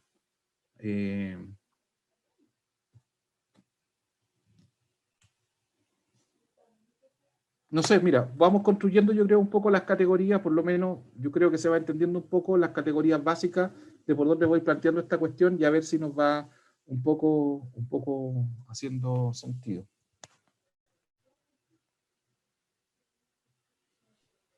Oye, recuerdo que la primera vez que me comentaste esto, me lo comentaste dentro de un marco de innovación léxica. En el fondo había que darle un refresh a todo el tema de la ideología y qué sé yo. Entonces, volviendo al tema de los regímenes de jurisdicción, ¿no será un poco tendencioso querer encontrar regímenes de jurisdicción desde hace 2000 años en el fondo en todas las formas y estructuras de poder? No podríamos solo ubicarlos dentro de estos contextos neoliberales particularizados y qué sé yo, Sí, porque podría ser. tomándome de tu propia postura frente a esta idea de usar categorías sempiternas para No, encontrar... podría ser. De todas maneras, a mí me parece que el cristianismo ya supone un régimen jurisdiccional. O sea, quizá previo a eso no, pero me parece que el cristianismo y su influjo civilizatorio sí ya supone un régimen jurisdiccional. Pero yo estoy de acuerdo contigo, Mariano, o sea, no podemos suponer que esto es una estructura de interpretación así permanente, necesaria, a lo mejor una cuestión que aplica solo en el contexto gubernamental. Pero yo tendería a pensar que el cristianismo constituye ya algo así como un régimen jurisdiccional con sus propias disputas. Solo un comentario que no es para profundizarlo ahora, pero a propósito de categorías, las que tú estás proponiendo, dada la lectura Foucaultiana, me hago la pregunta, ¿dónde queda entonces el concepto de poder, de hegemonía y de dominación? En definitiva, que son las categorías más clásicas respecto de, no sé si, y hasta lo preguntaría cartografialmente. Sí. ¿Dónde se ubicarían? ¿No? Pero insisto que es un concepto que está en desuso, que qué sé yo, ¿no? O que es mucho, es otra cosa. A propósito de lo que decía la compañera respecto de estas categorías mucho más actuales, no solo categorías estructurales de la acción social y política, ideológica y filosófica, sino también desde las propias concepciones de vida que tiene la gente, en definitiva, ¿no? Porque está en el lenguaje y porque está en las prácticas y porque está y no solamente en esas prácticas fuera del mundo más intelectual, también está en la universidad, Claro. está en la política. Todo el rato que te escuchaba, tampoco lo he escuchado. Me llama la atención precisamente los silencios, ¿no? ¿Dónde están todas esas otras categorías? Pero, insisto, es un comentario al aire para no profundizarlo ahora. Sí, no, mira, de todas maneras, Dan, quizá... las categorías que propongo son todas provisorias en todo caso. Esto es típico de mi forma de trabajo. O sea, yo propongo categorías provisorias, se pueden cambiar si encontramos otra mejor. Lo importante de la categoría no es tanto su expresión, sino aquello a lo que apuntan, digamos, hacia dónde están apuntando. Y eso es con lo que yo voy proponiendo. Luego hay otras categorías que ya están en el acervo, o sea, la categoría gobierno, gubernamentalidad, ya forman parte del acervo teórico hace algunas décadas. Eso. Leo, ¿tú querías decir algo? Sí, es que quería aprovechar de lo que dijo Jorge, porque está relacionado, a lo mejor podía contestarnos los dos, digamos. O sea, hay un aspecto que tampoco lo vi en tus categorizaciones, en la presentación del esquema, que te quiero preguntar si lo queréis dejar fuera hacia propósito o no va a tener tanta relevancia, que tiene que ver con qué sé yo, con la categoría de técnicas disciplinarias que tanto régimen jurisdiccional del cristianismo como en las del mercado siguen operando, o sea, finalmente siguen operando, o sea, esta idea, esta suerte de consenso respecto de la idea de democracia, por ejemplo, que es una ficción absoluta, democracia, si bien la entendemos como el derecho a la alteridad, ¿ah? Como el derecho de la existencia del otro, que no se da absolutamente y no se da, y si tú la querés vulnerar o querés instalar esa idea o esa idea fuerza, sencillamente eres aplastado por la fuerza. Entonces, el tema de la fuerza, ¿no? Un poco lo que refería Jorge respecto de la hegemonía, del poder y de la fuerza olímpicamente instalada. Se supone que tenemos derecho en esta democracia a protestar, pero si le acercáis al plaza, te acercáis al cajón, te muelen a palos de una, no más, por estar cerca. Entonces, esa es una ficción y cada vez más evidente, aun cuando supuestamente existe consentimiento en esta lógica democrática, supuesta, y claro, y ahí también me liga con lo de Jorge, que son las prácticas de resistencia, y por cierto, con lo real, ¿no? Que es un concepto más analítico. Entonces, ¿lo estáis dejando fuera directamente a propósito? No, a ver, Porque, yo hoy día he querido solamente presentar algunas de las principales categorías de análisis, de los fundamentos, ¿no?, de esta cuestión, para entender por qué voy a hablar de consentimiento político, ¿no? Su relación con la soberanía, o con la teoría clásica de la soberanía, ¿no? En fin. Ahora, aquí hay dos cuestiones, por ejemplo, yo como observo el problema de la hegemonía y de la ideología, por ejemplo, ambos, yo observo estos dos problemas precisamente en relación con el consentimiento. O sea, yo lo que quisiera, y esto he tratado de hacerlo inicialmente, o sea, esto es lo que quisiera, una de las cosas que quisiera probar, ¿no? Es si acaso la cuestión de la hegemonía, de la ideología y de la veridicción no son sino discursos complementarios, en el sentido de que apuntan a una problematicidad común, que es la del consentimiento político, la necesidad de formar consentimiento político, es decir, por decirlo de esa manera, de construir desde el punto de vista de la conciencia un elemento de aceptación, ¿no?, de las condiciones tal cual existen. Entonces, ¿hasta qué punto la hegemonía, la ideología y la veridicción no serían intentos de respuesta, ¿no?, diferentes posibilidades de respuesta, en cualquier caso articulado a esta cuestión? Y lo otro es que, claro, yo he presentado, ¿no?, esta cuestión de la dominación y del gobierno y como modo de sujeción, ¿ya? Intentado hacer esto para mostrar, ¿no?, que en sí mismo la noción de gobierno no es una noción positiva, ¿no?, que suena menos feo que de dominación, porque en el acervo está la palabra dominación más connotada, ¿no? Pero es un modo de sujeción diferente. Ahora, y esta es una cuestión bien interesante que hoy día no lo iba a plantear, ¿no?, pero que lo he planteado en otros momentos. Sobre todo lo he planteado a propósito de la cuestión biopolítica y del análisis gubernamental, que yo, en estricto rigor, no creo en un análisis gubernamental, no creo que haya que aplicarlo. En términos metodológicos, lo que yo creo que hay que hacer es un análisis diagramático o tecnológico.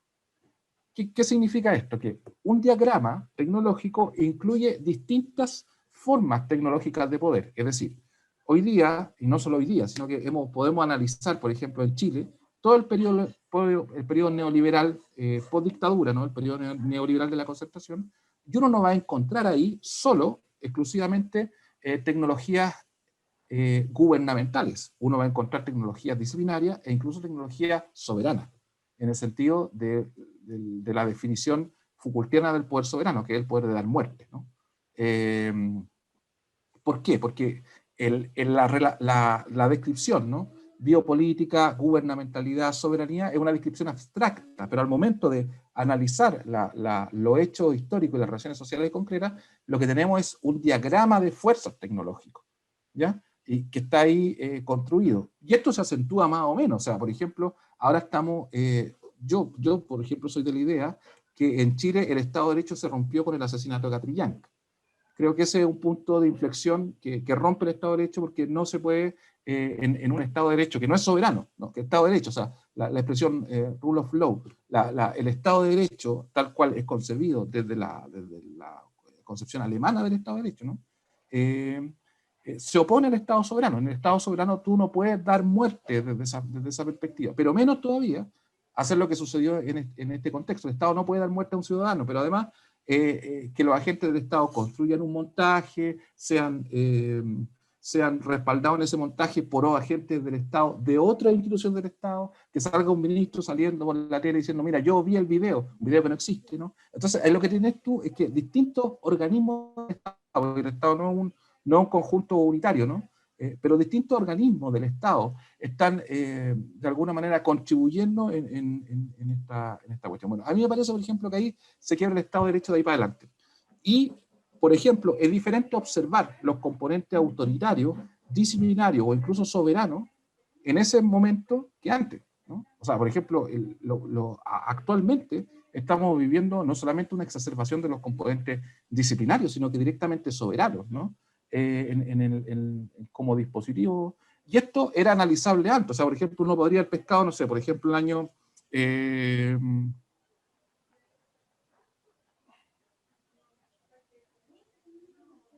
97, ¿ya? El año 97, Pinochet no está metiendo mucho ruido, existe, todavía no lo toman preso, pero no está metiendo mucho ruido, un periodo de bonanza económica, qué sé yo, los tigres de Latinoamérica, los jaguares y toda esa idea. Bueno, dice, ya. Y dice, bueno, aquí básicamente, ¿no? Uno podría decir, básicamente uno está observando dispositivos gubernamentales, ¿no? En el sentido de tecnología gubernamental. Insisto, yo hago una distinción entre gobierno y tecnología gubernamental, ¿no? Tecnología gubernamental de carácter securitario, ya. Hombre, si estamos en Santiago, si nos movemos para el sur, nos vamos a encontrar con que los dispositivos disciplinarios y soberanos están instalados hace caleta de rato en la 9ª región, ¿ya? Entonces, claro, ahí hay que tener cuidado. Cuando uno instala la lógica del análisis, uno tiene que sustraerse. No se trata de hacer un análisis gubernamental ni biopolítico, se trata de hacer un análisis diagramático o tecnológico, es decir, observar cuál es el entramado específico de las tecnologías que están aquí, porque esto no desaparece. Esto es un poco una de las líneas cartográficas que veía yo cuando hacía los límites del consentimiento, ¿no? Veíamos el trabajo de Hadar sobre autoritarismo, gubernamentalidad y autoritarismo. En mi opinión, ¿no? El autoritarismo no es una especie de residuo del neoliberalismo, ¿no? El autoritarismo es una cuestión clave, por lo menos en la lectura que yo he hecho, desde los años 30 en adelante, de todo la propuesta programática neoliberal. El autoritarismo es una cuestión clave, no es un efecto secundario no deseado. Son programas altamente autoritarios, altamente neoconservadores, algunos de ellos ponen en tela de juicio incluso la votación universal, ¿no? Así de claro, ¿no? Entonces, bueno, pero es un poco, por ejemplo, en una de las líneas cartográficas, la que está ahí en los límites del consentimiento, que a lo mejor se podría llamar de manera más explícita de otra manera, ¿no? Está la cuestión, los trabajos de Haidar sobre el autoritarismo, la propuesta de análisis que hace Juan Pablo Arancibia sobre guerra y democracia, y el problema del control, ¿no? Como una cuestión que ya no es securitaria, sino que es mucho más allá de eso, como que trabajan Flavia Costa y por otro lado Manolo Rodríguez, Jorge Manolo Rodríguez, ¿ya? Entonces aquí, insisto, o sea, para mí el tema no es tanto que para el neoliberalismo hay que tener un análisis gubernamental, ¿no? Ahí hay una cuestión que aparece, pero hay que tener un análisis tecnológico o diagramático en ese sentido. Así lo observo yo, igual hay gente que lo observa de otra manera, ¿no? Yo tendería a pensar que hay mucha gente que se entusiasmó en algún momento con esta idea de que el neoliberalismo era una cuestión gubernamental, ¿no? Y hay un exceso de hablar de gubernamentalidad neoliberal. Sí, pero bueno, ¿qué pasa con el autoritarismo neoliberal? ¿Qué pasa con los dispositivos disciplinarios en el neoliberalismo? Eso existe en el neoliberalismo. No solo existe, sino que son componentes esenciales y no sucedáneos, no de la cuestión. Pero eso es parte de un análisis diagramático, así yo lo he llamado, ¿no? O tecnológico, no sé, que no es un análisis gubernamental probablemente. Oye, Dan, así como nota de pie de página, un par de cosas, no voy a entender mucho. Primero avisar que antes yo me caí, entonces va a haber 2 videos de esta, tuve que recomenzar la grabación y perdí la última parte de Jorge y alcancé solo la última parte de Mariana, entonces ahí hay un... Ya, bueno. Pero esto, la señal, es trascendental, en rigor. Oye, como nota de pie de página, mira, como para alimentar un poco la batería teórica nada más, ¿no? Para ir recogiéndola después, pero es llamativo el momento en que tú contrapones los regímenes jurisdiccionales y haces esta primera observación sosteniendo el cristianismo como un régimen jurisdiccional que es muy coherente con todo el dispositivo teórico que utilizáis, ¿no? Pero si uno de los epicentros teóricos que hay en ese debate es el de sujeción, uno dice, bueno, inmediatamente esta idea de sujeción refiere a un tipo determinado de sujeto. Y al meterse en la idea de sujeto, uno tiene que hacer por lo menos una gran diferencia, digamos, no voy a decir una cosa que todos manejamos, pero para tenerla presente, ¿no? Hay una gran diferencia entre una estructura, digámoslo así, formal esencialista del sujeto y un sujeto, llamémoslo así, ¿no? Desnaturalizado, ¿no? O sea, sin fondo natural, ¿no? Que es precisamente el contexto en el cual ya después de la tercera escuela de Frankfurt en adelante estamos conversando, digamos, ¿no? Estamos dialogando en esa sintonía, en esa frecuencia. Que me parece que de repente es difícil hacer o tener patente esa diferencia que es estructural, ¿no? Y básicamente uno la podría decir, yo lo podría dejar cuando no hay sujeto, ¿no? En una perspectiva esencialista no hay sujeto, y cuando aparece, ¿no? esta noción, ¿no? De cara en adelante, pero además estamos hablando de un concepto de sujeto que de cartesiano, digamos, reserva muy poco, digamos, ¿no? Es otra categoría ya la que está operando, apuntando, digamos, a esta desnaturalización, a un desfondamiento, ¿no? De la estructura, del concepto, y que es muy potente en ese sentido para el edificio analítico de lo que es veredicción, de lo que es realidad transaccional, incluso de lo que son los procedimientos, digamos, ¿no? A partir de los cuales se define también la democracia. Entonces, me parece que de repente cuesta un poco conjugar esta gran diferencia en medio del análisis concreto y práctico, ¿no? Cuando tú recién nombrada, puede ser un ejemplo, dice que estoy desordenado, pero quiero por lo menos dejar algo patente. La Constitución chilena tiene incluso una cierta regulación, definición y estructuración de la familia, ¿no? Eso responde a un concepto naturalista del sujeto. No obstante, la administración, digamos, no del régimen completo, no puede sostenerse sobre esa pura base, precisamente por la cuestión que explicabas tú recién, ¿no? Requiere de otros instrumentos y de otras tecnologías que precisamente tienen sentido en la medida en que el sujeto, no es que el sujeto responda a un determinado régimen jurisdiccional, es un sujeto que es resultado del régimen jurisdiccional, ¿no? O llamémoslo así, una relación intrínseca entre ambos polos, ¿no? Y esa cuestión hay que tenerla como presente, como cuando tú mencionabas también a Mariátegui y el amotismo, digamos, bueno, pero hay un problema de la interpretación, no, lo pongo como problema abierto, no como problema en términos negativos, ¿no? Hay un problema en estas versiones latinoamericanistas también de la perspectiva marxista, en que no pueden alejarse algunas veces, en el caso de Mariátegui que me parece patente, ¿cierto?, de un regreso, digamos, ¿no? De un regreso a cierta concepción naturalista, tanto de la comunidad como del sujeto. Y sin tener que señalar o sin ser categórico en decir, eso ya no entra en el debate teórico, porque puede entrar, eso depende del bagaje epistemológico con el cual se plantea y se argumente, son cuestiones que hay que tener presente para poder estructurar bien ese edificio, ¿no? Me parece que hay una carga epistemológica diferente en eso, ¿no? Y esa carga epistemológica es necesario tenerla en cuenta conforme no meternos en un problema, digamos, ¿no? Que finalmente está remitiendo a una concepción de sujeto que es diferente. En ese plano, me parece también muy interesante la observación que entre Jorge y Leonardo hacían en relación con el problema de la democracia, que va a ser un problema que está como diagonalmente, públicamente tratado, por lo menos en la primera aclaración estructural que hacía Adán, digamos, ¿no? El régimen jurisdiccional se relaciona con qué tipo, ¿no?, de concepción democrática o de concepción de la democracia, pensando que la democracia a duras penas resistiría algo así como una ontología, sino que más bien responde a un esquema que es básicamente procedimental.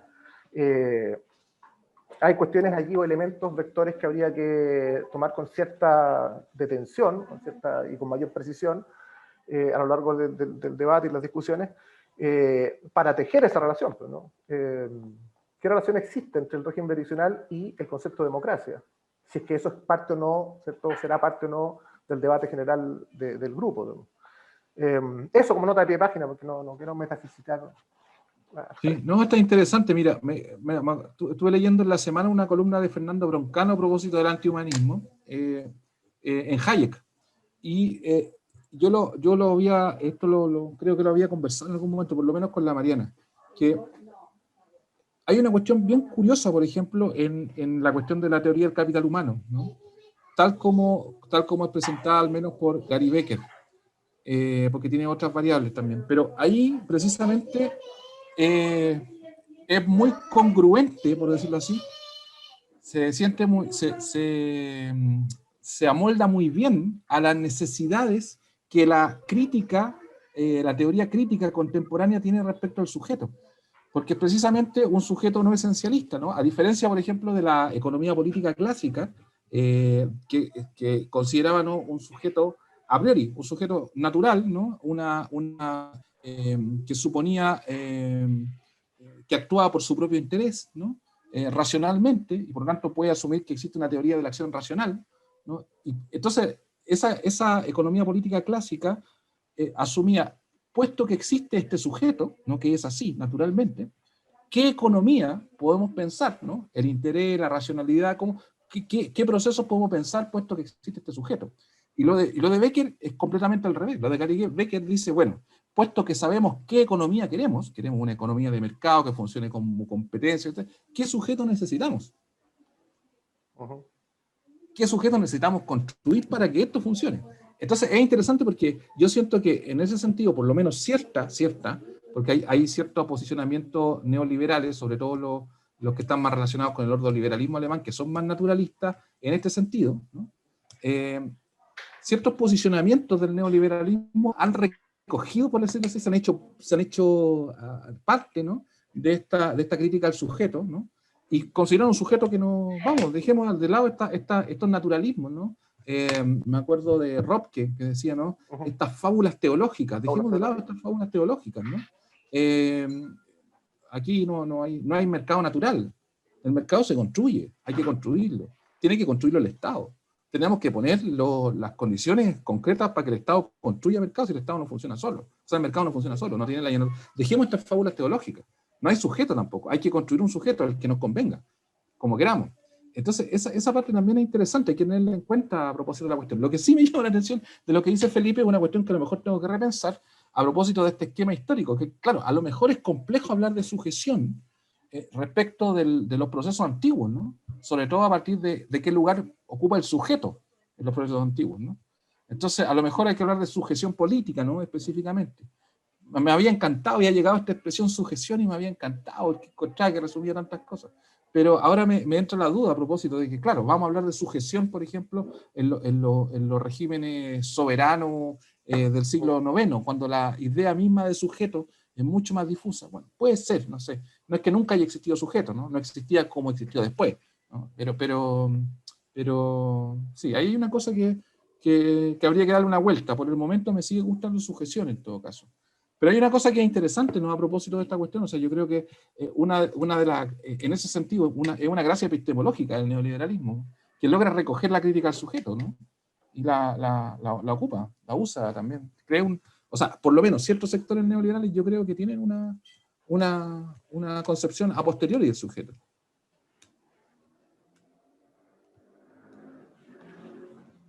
Sí, opiniones, comentarios, apuntes, ideas que se hayan ocurrido. Oye, no sé, para mí ha sido muy fructífero. Yo creo que me veo con varios problemas categoriales que tengo que acercarme, por una parte.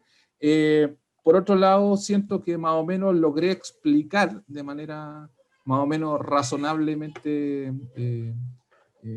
clara los elementos clave que van sustentando, porque evidentemente yo estoy en un rollo que es mío, ¿no? O sea, que yo me entiendo, que me lo lleguen que se entienda para afuera es el desafío. Entonces, nada, me ha resultado bastante interesante. Y yo siento que además, así como está planteado, va generando más sentido con respecto a lo que por lo menos, por ejemplo, Jorge está planteando en su propio trabajo. Solo un comentario al final. Me parece que en la búsqueda tuya, yo lo voy a decir desde mi perspectiva, ¿no? La búsqueda es una encrucijada metodológica, en definitiva. O sea, apunto a los métodos, a los modos, a las formas, y creo que es la pregunta también muy actualizada en toda dimensión hoy día. El cómo, no el qué, epistemológicamente hablando, ¿no? Creo que es relevante cuando tú dices, bueno, voy a tener que clarificar esto, esos son instrumentos, dispositivos y me parece interesante, importante. Y lo otro, eso nomás era. Sí, bueno, yo en general de mi trabajo lo que propongo son dos cosas siempre, tipologías, ¿no? Este es un esquema explicativo, propongo esquema explicativo, mira, acá hay un problema, así se resolvió, esta es la gente que lo pensó así, esa. Y lo otro que propongo son categorías, o sea, son normalmente las dos cosas que voy proponiendo. Ahora me acordé de la otra cosa, a propósito de lo metodológico, lo que tú la manera en que lo vas a abordar es teórica, eminentemente, ¿no? Ya. Sí, o sea, desde el punto de vista metodológico, lo que yo estoy haciendo en este momento es algo cercano a la historia conceptual según el grupo de Padua, ¿ya? La historia conceptual tiene varias vertientes, yo estoy haciendo un trabajo ahora de historia conceptual más cercano a lo que podría hacer lo que hacía Giuseppe Duso o Sandro Vignola, por ejemplo, que la historia conceptual no es una forma de entender algo así como, se opone, suponía, bueno, es una cuestión bien técnica, ¿no? Pero en términos filosóficos, ¿no? La idea, todos nos formamos, los que estudiamos filosofía, en el aparato básico de la historia de las ideas, ¿no? La historia de las ideas es como el tronco formativo, ¿no? Y esto supone que las ideas tienen una especie de continuidad a lo largo de la historia, y no solo continuidad, sino que está construida normalmente, sobre todo en Chile, a partir de una hipótesis de influencias. Quién influye en quién, ¿no? Y cómo esto se va construyendo. Y hay gente que arma como grandes debates a lo largo de la historia de la filosofía. Entonces, frente a eso, yo hace tiempo que he recogido un poco la idea de hacer, más cercana a la historia conceptual, de hacer una historia no de las influencias de un pensador en otro, o de los sistemas de pensamiento que hay, sino más bien de ciertos conceptos, ¿no? De ciertos conceptos y cómo esos conceptos se desarrollan. Pero desde hace un rato atrás he estado trabajando, ya llevo un par yo diría, de investigaciones un poco en esa línea, en lo que yo llamo heurística, que es esto, la problematicidad, es decir, no la historia de un concepto, sino la formulación de varios conceptos, varios intentos de respuesta a una problematicidad común, ¿ya? Entonces, lo que yo decía, por ejemplo, antes, cuando pienso yo que la hegemonía, la ideología y la veredicción son intentos de respuesta a una problematicidad, lo que estoy aplicando es precisamente esa grilla, ¿no? Y esto yo creo que lo ha desarrollado mucho el grupo de Padua en historia conceptual. En la Universidad Nacional de San Martín también hay un grupo que trabaja harto de esto. Hay un texto bien bonito de Giuseppe Duso que se llama la historia conceptual como filosofía política. Y bien interesante porque es una historia que en el fondo es menos aséptica, ¿no? que la historia de la idea así más tradicional. Pero claro, lo mío es un trabajo así como bien filosófico en el sentido clásico, ¿no? De cómo uno puede decir, bueno, está haciendo historia de la filosofía de las ideas contemporáneas, ¿no? Casi de viva actualidad.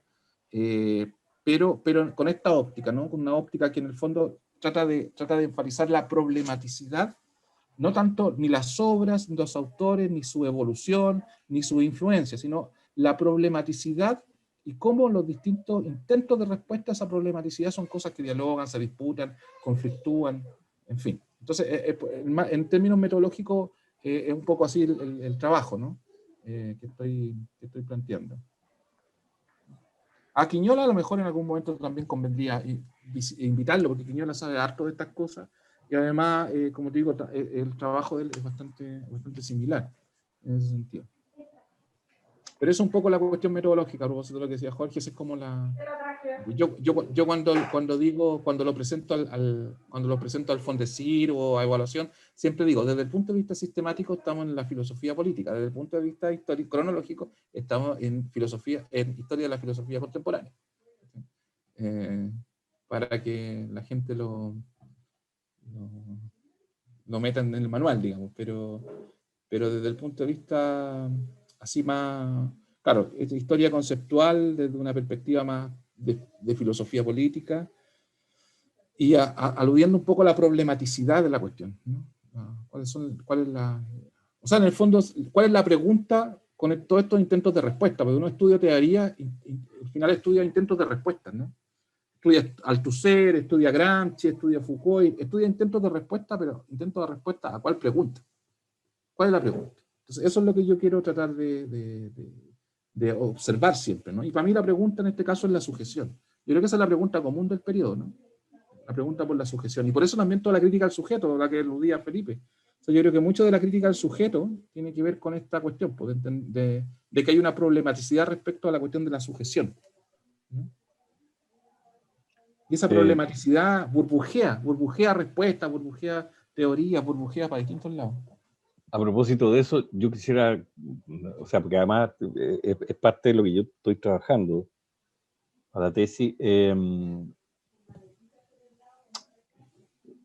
O sea, creo que, por supuesto que entiendo que estáis abordando esto, en estas metodologías de sujeción hay que necesariamente meterse en